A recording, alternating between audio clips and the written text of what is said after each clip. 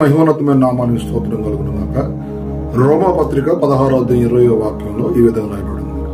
సమాధానకర్త దేవుడు సాతానుని మీ కాళ్ళ కింద శీఘ్రంగా చితకదొక్కేస్తాడు. దేవుని బిడ్డలారా, సాతాను మనకి దానిపైన మనకు అధికారం కావాలంటే మొదట మనం యేసుక్రీస్తు నిబంధన రక్తంలో కడగబడాలి. రెండోది, ఆ రక్తం ఇచ్చిన విమోచన బట్టి మన జీవితం జీవించాలి. మూడోది, దేవుని వాక్యంలో ఉన్న ప్రతి శత్రువుని కదిలించే అద్భుతమైన అభిషేకాన్ని, పరిశుద్ధాత్మ మహిమ మనం పొందుకోవాలి. పరిశుద్ధాత్మ మహిమ మనం పొందుకున్నప్పుడు పరిశుద్ధాత్ముడు దురాత్మను నిలబడతాడు, పరిశుద్ధాత్ముడు రోగును స్వస్థపరుస్తాడు, పరిశుద్ధాత్ముడే సాతాను రాజ్యాన్ని పతనపరుస్తాడు. మత్తయి సువార్త 12:20లో నేను దేవుని ఆత్మ ద్వారా దెయ్యమును వెళ్ళగొట్టుతున్నాను అంటాడు. సాతాను యొక్క శక్తి, పవర్, బలం తగ్గాలంటే ఒక వ్యక్తి పరిశుద్ధాత్మ అగ్ని అభిషేకాన్ని పొందుకోవాలి.